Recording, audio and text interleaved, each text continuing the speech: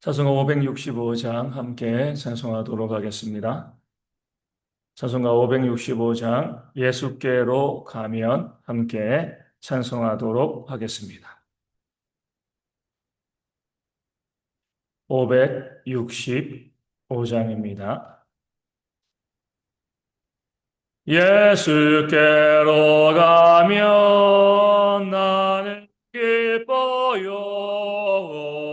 걱정 근심 없고 정말 즐거워. 예수께로 가면 나는 기뻐요. 나와 같은 아이 부르셨어요. 예수께로 가며 맞아주시고 나를 사랑하사 용서하셔요. 예수께로 가면 나는 기뻐요. 나와 같은 아이 부르셨어요. 예수께 가면 손을 붙잡고 어디서나 나를 인도하셔요. 예수께로 가면 나는 기뻐요. 나와 같은 아이 부르셨어요. 아멘. 사도신경으로 우리의 신앙을 함께 고백하겠습니다. 나는 전능하신 아버지 하나님 천지의 창조주를 믿습니다. 나는 그의 유일하신 아들 우리 주 예수 그리스도를 믿습니다. 그는 성령으로 잉태되어 동정녀 마리아에게서 나시고 본디오 빌라도에게 고난을 받아 십자가에 못 박혀 죽으시고 장사된 지 사흘 만에 죽은 자 가운데서 다시 살아나셨으며 하늘에 오르시어 전능하신 아버지 하나님 우편에 앉아 계시다가 거기로부터 살아있는 자와 죽은 자를 심판하러 오십니다.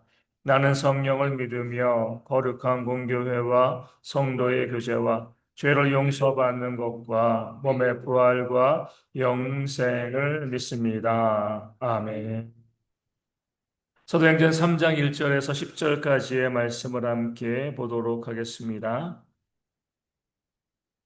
사도행전 3장 1절에서 10절까지의 말씀 신약성경으로 190면에 있습니다.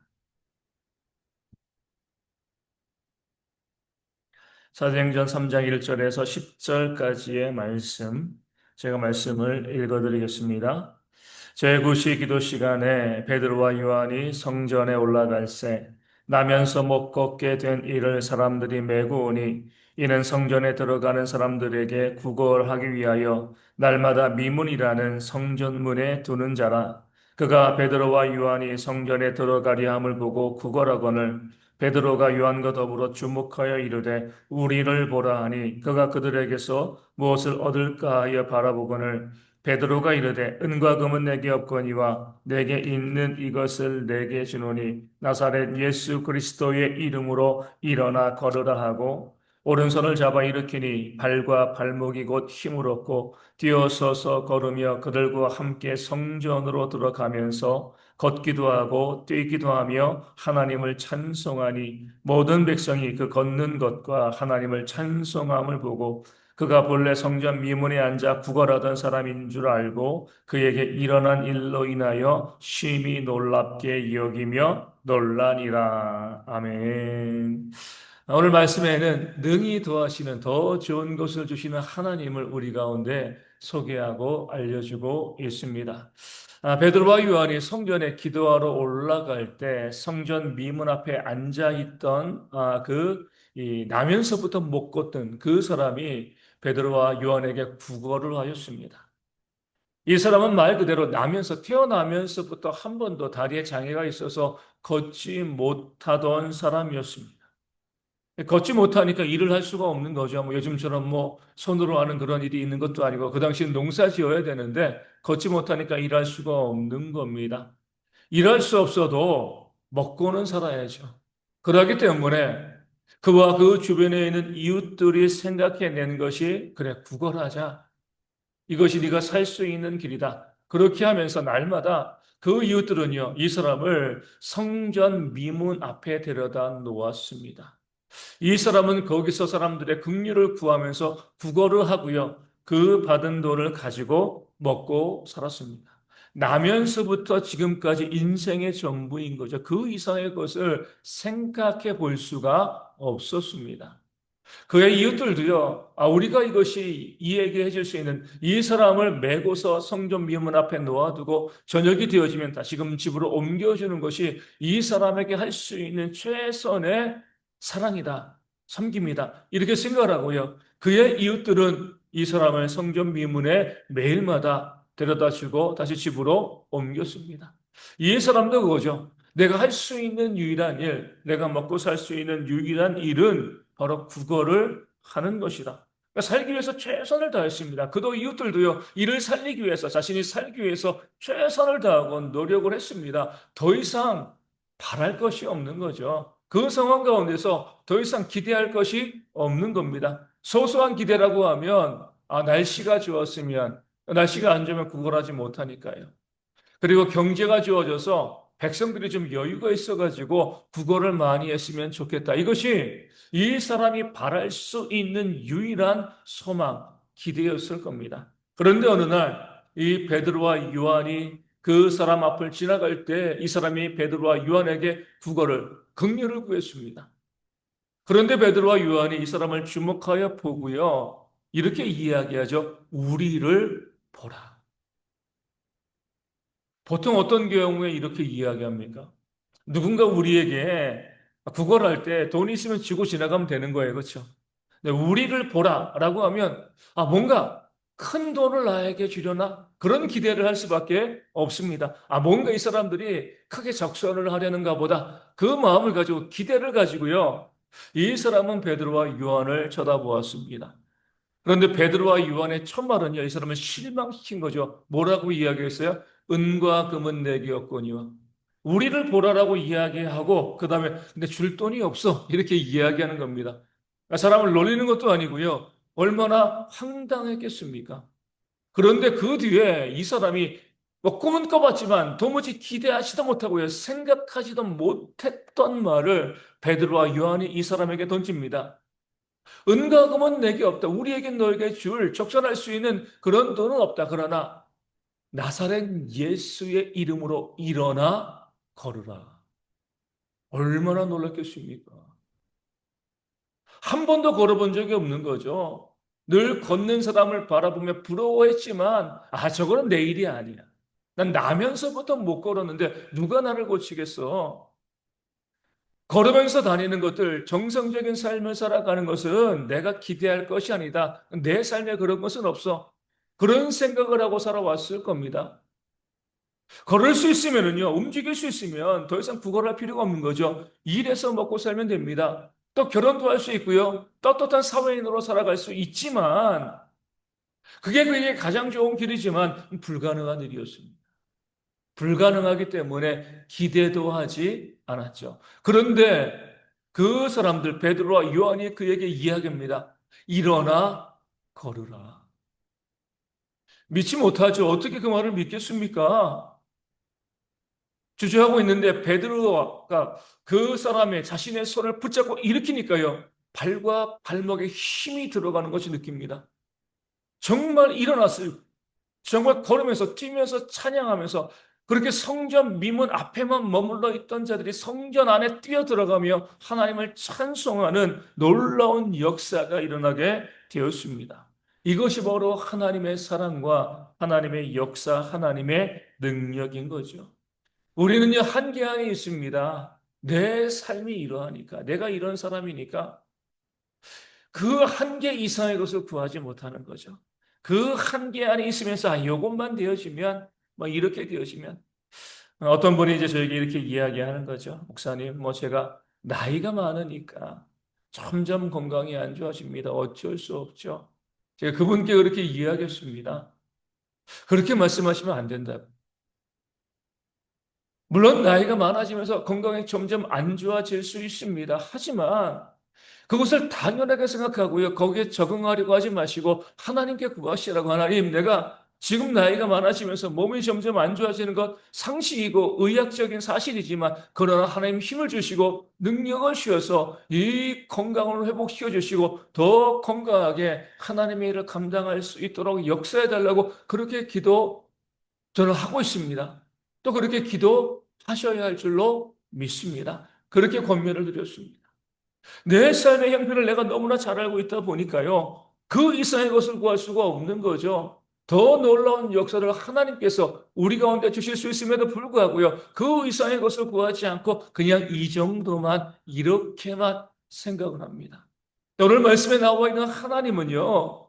우리가 기대하는 것 이상으로 우리의 삶의 본질적인 문제까지 해결해 주시면서 가장 좋은 것으로 우리 가운데 공급해 주시는 그런 하나님이심을 우리 가운데 보여주고 있습니다. 이스라엘 백성들이 출애굽을 할 때 그들의 앞길에 홍해 바다가 막혀 있었습니다. 뒤에서는요 그들을 죽이기 위해서 애굽의 군대가 쫓아오고 있었습니다. 무엇을 기대할 수 있겠습니까? 앞으로 가도 물에 빠져 죽는 거고요. 가만히 있으면 애굽의 군대에게 칼에 맞아 창에 찔려 죽는 겁니다. 어떻게 하면 내가 그냥 이 상황 가운데서 죽은 척하고 살 수 있을까? 이 정도의 것을 기대할 수 없는 거죠. 그런 상황 가운데 하나님께서는요, 그 홍해 바다를 가르셨습니다. 그들이 생각도 못한, 기대도 하지 못한 그런 일들을 통해서 바다에 길을 내시고요. 그들을 구원해 내시는 놀라운 역사를 하나님께서 그들 가운데 보여 주셨습니다. 성경은 그 하나님을 우리 가운데 소개하고 있는 거예요. 그러니까 우리는요, 여전히 우리의 한계 가운데 있기 때문에 한계 이상의 것을 기대할 수가 없습니다. 그 이상을 생각할 수가 없는 거죠. 하지만 우리가 또 동일하게 바라봐야 될 것은 우리가 우리의 한계 때문에 이 이상의 것을 생각하지 못하지만 그러나 하나님께서는 우리 가운데 더 좋은 것을 주실 수 있다. 내가 생각하지도 못한 더 좋은 선물을 하나님께서 우리에게 주신다. 그 믿음을 가지고 하나님께 나아가는 그런 지혜가 우리 가운데 있어야 할 줄로 믿습니다. 그럴 때에 우리가 생각도 하지 못한 더 좋은, 더 놀라운 선물을 우리 가운데 부어주시는 그 하나님을 만날 수 있게 되어질 줄로 믿습니다. 내가 구하는 것 그 이상으로 내가 구하는 그것을 받지 못할 수 있습니다. 오늘 이 구걸하는 사람처럼 그가 구하는 것은 돈이었지만 돈을 받지 못하였지만 일어서 서게 하는 그 놀라운 능력을 받은 것처럼 내가 구하는 것 받지 못할 수 있지만 더 좋은 것으로 나에게 공급하시는 하나님의 역사가 있음을 기억하여 주시고요. 하나님께서는 우리를 사랑하시고 사랑하는 자녀들에게 그들이 구할 때 더 좋은 것으로 더 놀라운 것으로 응답하시는 하나님이심을 믿고요. 우리의 삶이 기대와 소망으로 채워져야 할 줄로 믿습니다. 그럴 때 더 좋은 것을 베풀어 주시는 하나님의 역사를 우리가 경험하게 되어질 줄로 믿습니다. 오늘 말씀에서 주목해야 될 구절은요. 1절에 나오는 제9시 기도 시간에 라는 구절입니다. 이 말씀이 중요한 이유는 베드로와 요한이 뭐 했다는 거예요? 그 습관을 가지고 기도하러 나갔다는 겁니다. 성령 충만의 역사가 조금 전에 일어났습니다.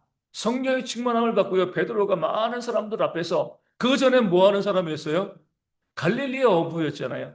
그리고 예수님의 제자가 되었습니다. 아무도 주목해 주지 않는 많이 배우지도 못하고요. 뭐 사람들 앞에 서서 연설하거나 설교하는 그런 사람이 아니었는데 성령의 충만을 받고요. 많은 사람들 앞에서 그것도 갈릴리가 아니라 수도인 예루살렘 중심에서 그렇게 똑똑하고 능력 있는 많은 사람들 앞에서 하나님의 말씀을 증거했습니다. 그럴 때에 하루에 3천 명이나 되는 사람이요. 하나님 예수님께 돌아오는 그런 역사가 일어났습니다. 한마디로 대스타가 된 거죠. 무명의 사람이요. 아주 유명한 그 시대를 뒤흔드는 그런 사람이 되었습니다. 보통 이러면 어때요? 우리가 돈도 졸부라고 하잖아요. 그렇죠? 갑자기 뭐 내가 가지고 있는 농지가 개발되면서 돈을 엄청 벌게 되어지면 그 사람이 나빠서가 아니라 그런 환경 가운데 그런 환경 가운데 뭔가 주목받게 되어지면은요, 교만해질 수밖에 없습니다. 누구나 마찬가지예요. 이 베드로도 마찬가지죠. 아무도 주목해주지 않고 또 숨어 다니던 그런 삶을 살던 사람이요. 하루아침에 그 나라의 중심지에서 대스타가 된 겁니다. 많은 사람들이 베드로와 이 요한을 주목하고 있는 거죠. 그럼에도 베드로와 요한은요, 교만해지지 않고요, 겸손을 유지했습니다. 그 증거가 제9시 기도 시간에 늘 하던 대로 기도하러 나가는, 남들이 그들을 주목하고 높여주고 그런 일들 가운데 휩싸이게 되어지면 기도하지 않습니다. 말씀 보지 않는 거죠. 대중 앞에 나서려고만 하는 거예요. 근데 베드로와 요한은요, 늘 하던 그대로 기도의 시간에 하나님께 나아가서 기도하였습니다. 예수님도 그러셨죠. 놀라운 능력, 죽은 자를 살리시고요. 모든 병자를 고치시고 귀신을 쫓아내시고요. 하나님 나라의 놀라운 말씀을 백성들에게 전파했습니다. 많은 사람들이 예수님을 왕으로 모시자 이럴 정도로 어마어마한 인기를 얻었습니다. 그럼에도 불구하고 주님께서는요, 이른 아침에 기도하시고 늦은 저녁에 기도하시고 성경을 보면 습관을 따라 하셨다. 신앙의 습관을 끝까지 유지하셨던 거죠. 이것이 바로 우리가 주님을 겸손해 주라고 부르는 중요한 이유 중에 하나입니다. 오늘 우리도 마찬가지입니다. 우리를 높이고요, 우리를 교만하게 만들 수 있는 많은 것들이 있습니다. 우리 신앙을 흔들 수 있는 많은 것들이 있어요. 그럴 때 우리가 결국 놓치지 말아야 돼. 내가 교만해지지 않고요, 겸손을 유지하고 늘 하나님의 은혜를 받는 자로 살아갈 수 있는 정말 중요한 방법은요, 신앙의 습관을 유지하는 겁니다. 신앙의 습관을 갖는 거예요. 기도하는 습관, 말씀 보는 습관, 예배하는 습관. 내가 의지적으로 기도하고요, 의지적으로 말씀 보고, 의지적으로 예배하는 것이 아니라 그것이 우리의 뭐가 되는 거죠? 습관이 되어야 하는 거죠. 안식년 기간에도 이 다른 지역으로 어디 제가 가지 않으면 제가 집에 있을 때는요, 거의 똑같은 시간에 새벽에 일어나게 되어지는 거죠. 그 습관이 있으니까. 집 앞에 있는 교회에 가서 또 새벽 기도를 하는 겁니다. 안식년이니까 뭐 이것도 쉬고 저것도 쉬고 이것이 아니라 내가 해야 될 습관들, 주일이면 예배하고요, 새벽이면 기도하고, 그리고 다니면서 말씀 보고, 말씀과 기도와 예배의 습관이 되었으니까 그냥 너무나 자연스러운 것이고요. 그러니까 꾸준히 그런 일들이 되어지는 겁니다. 그러할 때에 우리 가운데 하나님께서 주시는 은혜가 있게 되어지는 겁니다. 다른 습관을 들이는 것이 아니라 신앙의 습관을 들이고요. 내 삶이 아무리 돈을 많이 내가 벌어가지고 뭐 재벌이 된다 할지라도 기도의 습관을 계속 유지하고요. 말씀의 습관을 유지하고요. 또 예배의 습관을 유지하게 되어지면 그런 자에게 하나님께서 더 큰 은혜와 더 큰 능력을 부어주실 줄로 믿습니다. 그런 신앙의 습관을 우리 가지고 살아가는 그런 우리가 되어질 수 있도록 우리가 이 아침에 기도하기를 원합니다. 오늘 말씀을 기억하여 주시고요. 능히 더하시는 그 하나님 바라보시면서 기대와 소망으로 내게 무엇을 더하실 것인가 하나님께 구하는, 그리고 주시면 감사하는 그런 우리가 되어질 수 있도록 기도하여 주시고요.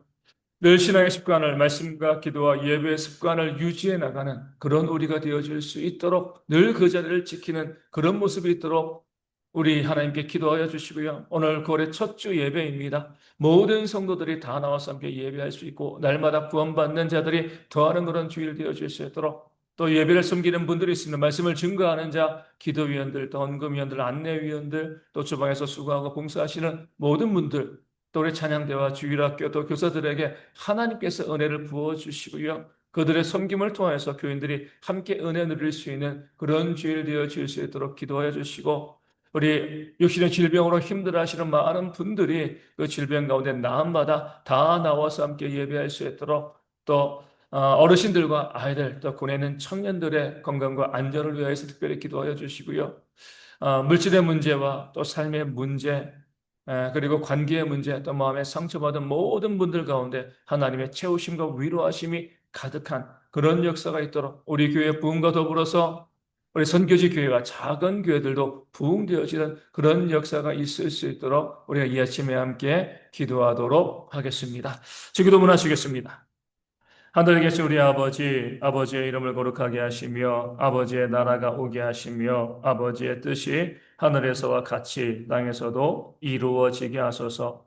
오늘 우리에게 일용할 양식을 주시고, 우리가 우리에게 잘못한 사람을 용서하여 준 것 같이, 우리 죄를 용서하여 주시고, 우리를 시험에 빠지지 않게 하시고, 악에서 구하소서.